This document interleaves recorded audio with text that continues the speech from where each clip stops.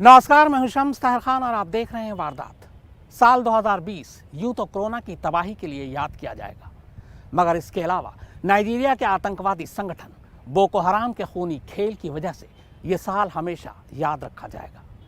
Boko हराम ने 2020 में कुल 12 आतंकी हमले किए और इन हमलों में 500 से ज़्यादा लोग मारे गए, जबकि हज़ारों घायल हुए।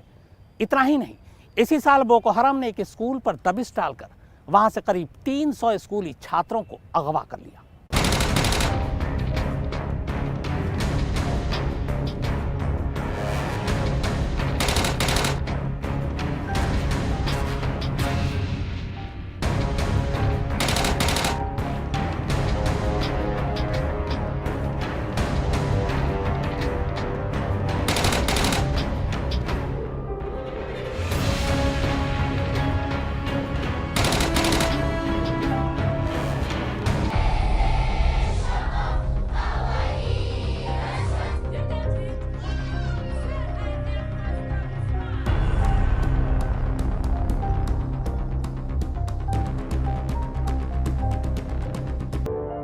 कैलेंडर खोलते जाइए, महीनों के पन्ने पलटते जाइए, तारीखें बदलते जाइए। न कोई ऐसा महीना मिलेगा, न कोई ऐसी साल मिलेगी जिसे नाइजीरिया के आतंकी संगठन बोको हराम ने अपनी क्रूर और दिल दहला देने वाली वारदातों से खून के रंग में न रंगा हो। कैलेंडर पर ये साल गुजरते जाएंगे, तारीखें बदलती जाएंगी, मगर साल 2000 से लेकर अब तक शायद ही कोई ऐसा साल या महीना मिले जिसे बोको हराम ने अपनी क्रूरता से लाल न किया। एक बार फिर बोको हराम ने नाइजीरिया के काटसीना सूबे के सरकारी स्कूल से 333 छात्रों को किडनैप कर लिया है। और ये कोई पहली बार नहीं है, इससे पहले भी ये संगठन ऐसी वारदातों को अंजाम देता रहा है। अप्रैल 2014 में इस संगठन ने चिबोक जिले के 276 स्कूली छात्राओं को अगवा कर लिया था, जिनमें से 100 से ज्यादा लड़कियों का तो अब तक कोई पता नहीं चल पाया है।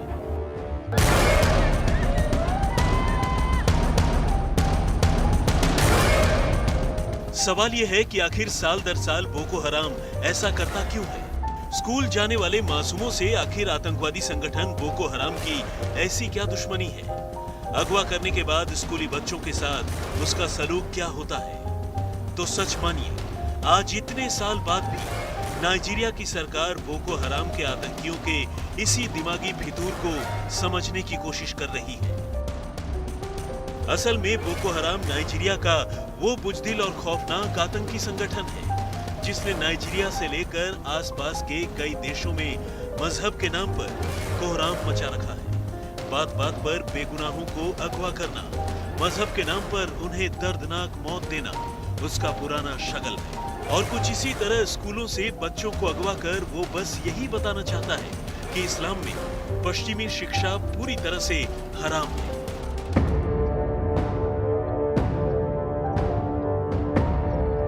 असल में बोको हराम का पूरा नाम है जमात अल-सुन्ना लिद-दावा वल जिहाद, जिसका अर्थ है पैगंबर की शिक्षाओं और जिहाद के प्रसार प्रचार के लिए प्रतिबद्ध लोग। लेकिन नाइजीरिया के उत्तर पूर्वी शहर मैदुगुरी में इसे बोको हराम कहा जाता है और बोको हराम का सीधा सा मतलब है पश्चिमी शिक्षा हराम है।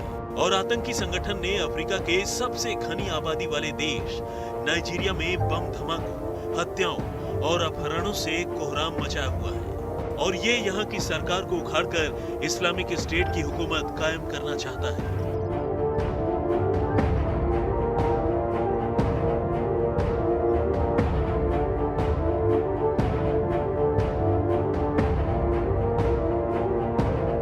शुक्रवार को काटसीना के गवर्नमेंट साइंस सेकेंडरी स्कूल में धावा बोलकर बच्चों को अगवा करने के बाद बोको हराम के मुखिया अबू बकर शेकाऊ ने एक वॉइस मैसेज जारी कर इस अपहरण की जिम्मेदारी ली।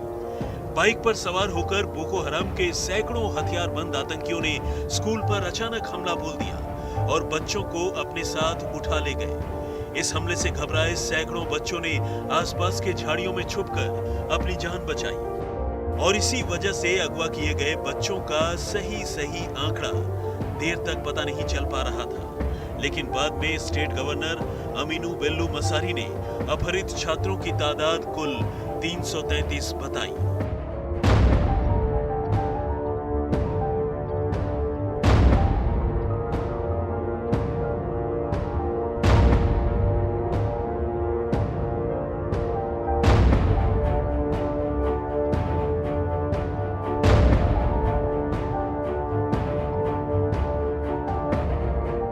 अपहरण की खबर मिलते ही घबराए अभिभावकों ने स्कूल का रुख किया और सरकार से अपने बच्चों को छुड़ाने की मार्मिक अपील की। इत्तेफाक से बोको हराम ने काटसीना में जिस स्कूल को अपना निशाना बनाया है, वो स्कूल देश के राष्ट्रपति के गृह क्षेत्र में आता है।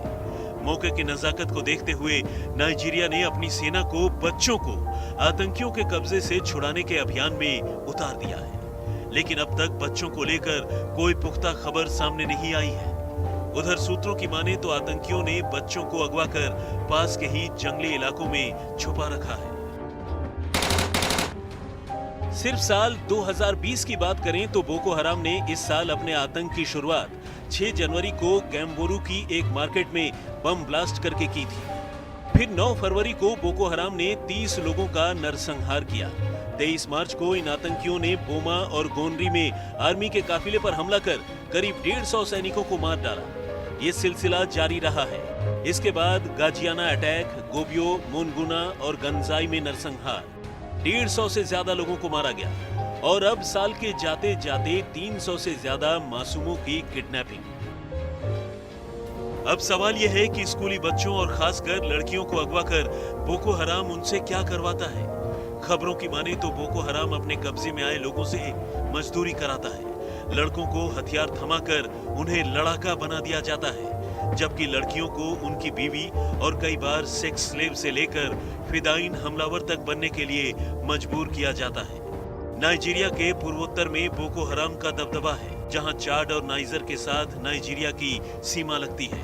दूसरे देशों में हथियार सप्लाई करने के लिए भी अगवा की गई लड़कियों का इस्तेमाल बोको हराम के आतंकी करते हैं। बोको हराम इस इलाके में ड्रग्स का कारोबार भी करता है और इसके लिए अगवा किए गए स्कूली छात्रों और खासकर लड़कियों का इस्तेमाल किया जाता है। आज तक ब्यूरो। बोको हराम ने 300 स्कूली छात्रों को अगवा किया। उससे कुछ दिन पहले ही उन्होंने 110 मजदूरों के सर कलम कर दिए। फिर उसके बाद 28 लोगों को इसी तरह मारा। बोको हराम के आतंकवादी जब भी बाहर निकलते हैं, मोटरसाइकिल पर सवार होकर निकलते हैं और इसके बाद खेलते हैं खूनी खेल।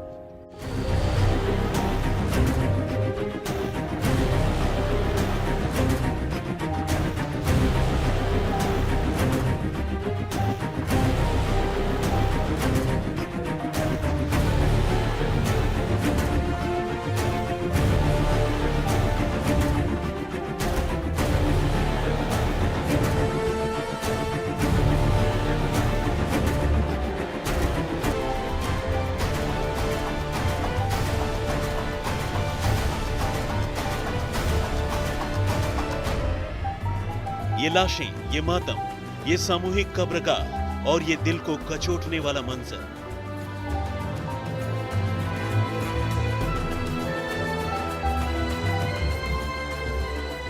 ये तस्वीरें हैं नाइजीरिया के मैदुगुरी इलाके की। लेकिन एक साथ इतनी मौतों और इतनी लाशों का ये मंजर किसी कुदरती अजाब का अंजाम नहीं, बल्कि उस इंसानी फितूर का नतीजा है जिसे दुनिया बोको हराम के नाम से जानती है। जी हाँ, वही आतंकवादी संगठन जिसने अफ्रीका में अपनी दहशत और बेरहमी से दुनिया के सबसे खतरनाक माने जाने वाले आतंकवादी संगठन ISIS को भी पीछे छोड़ दिया है, जिसके मौत बांटने के तौर तरीके को देखकर दुनिया के बड़े से बड़े और ताकतवर मुल्क तो दूर, खुद संयुक्त राष्ट्र संघ भी हिल गया है।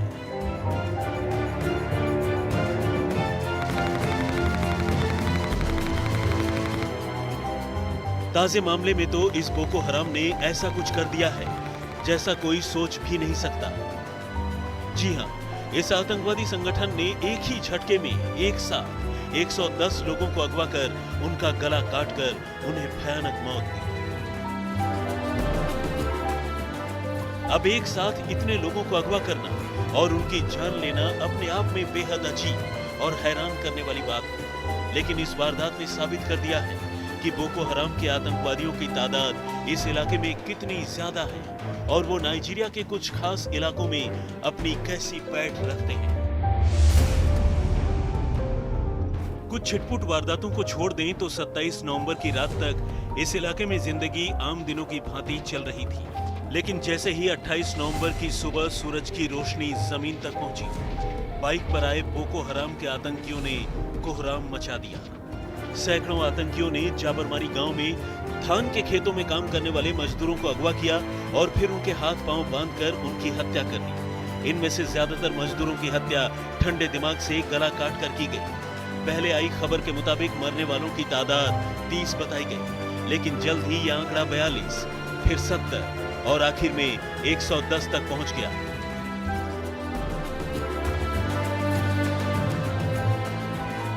और इसी के साथ इस साल की इस सबसे बड़ी वारदात में 110 से ज्यादा बेगुनाह लोग आतंकियों के हाथों मारे गए। सूत्रों की माने तो आतंकियों ने जिन लोगों की जान ली, उनके परिवारों की महिलाओं और लड़कियों को भी अगवा कर लिया।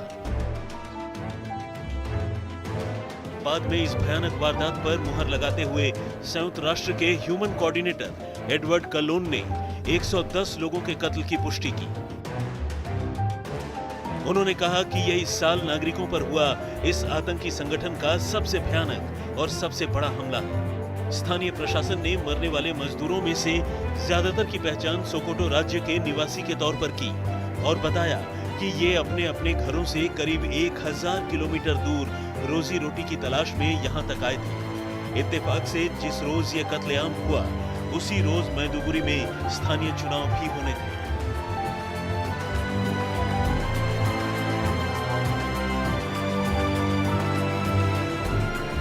सूत्रों की माने तो बाइक पर चलने वाले बोको हराम के ये आतंकवादी इस इलाके में समानांतर सरकार चला रहे हैं, जिन पर किसी का जोर नहीं है। वो जब चाहे जिसे चाहे अगवा कर ले जाते हैं और उसे अपने हिसाब से सजा देते हैं। किसी पर कोड़े बरसाए जाते हैं, किसी के हाथ पांव काटे जाते हैं, तो किसी की जान ही ले ली जाती है। इस भयानक नरसंहार के बारे में सूत्रों का कहना है कि इसके पीछे जबरन वसूली का गणित छिपा है।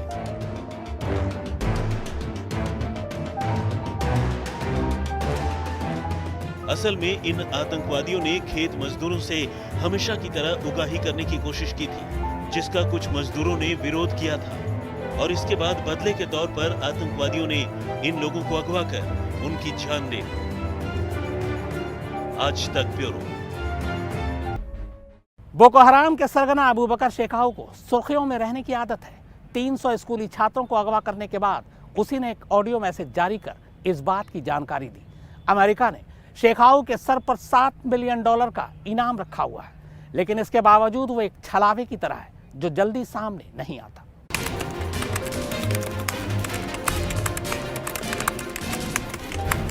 अबू बकर अल शेकाऊ, उम्र 35 से 45 साल के बीच, काम बोको हराम का मुखिया। यही वो शख्स है जो पिछले कई सालों से नाइजीरिया में हो रहे कत्लेआम के लिए जिम्मेदार है। नाम है अबू बकर शेकाऊ उर्फ दारुल तौहीद उर्फ अबू बकर शिकवा उर्फ इमाम अबू बकर शिकू उर्फ अबू मोहम्मद अबू बकर बिन मोहम्मद अल शकवी अल मुस्लिमी बिश्कुल। हैवानियत के खेल में ये ISIS के सरगना अबू बकर अल बगदादी से भी 2 कदम आगे है और बगदादी की तरह ही इसका भी एक ही सपना है, और वो ये कि नाइजीरिया और उसके आसपास के देशों को इस्लामिक स्टेट बनाना। 2009 में जब से शेकाऊ बोको हराम का सरगना बना है, तभी से उसके आतंकवादियों ने दरिंदगी की हदें पार कर दी। पिछले कई सालों से ये शख्स नाइजीरिया की हुकूमत के लिए सबसे बड़ा सिरदर्द बना हुआ है। इसी के इशारे पर बोको हराम के लड़ाकों ने पिछले कुछ महीनों में नाइजीरिया के अलग अलग शहरों में कई हमले किए, कई शहरों को जला दिया है और हजारों लोगों की इन्होंने जान ली है। लाखों लोग बेघर हुए। आज तक ब्यूरो। तो वारदात में फिलहाल इतना ही, मगर आज तक पर खबरों का सिलसिला लगातार जारी है। नमस्कार, मैं हूं अंजना ओम कश्यप। हमें उम्मीद है ये वीडियो आपको पसंद आया होगा। लेटेस्ट खबरों के लिए यूं ही देखते रहिए आज तक, और इस वीडियो के पसंद आने पर लाइक, शेयर एंड सब्सक्राइब करना ना भूलें।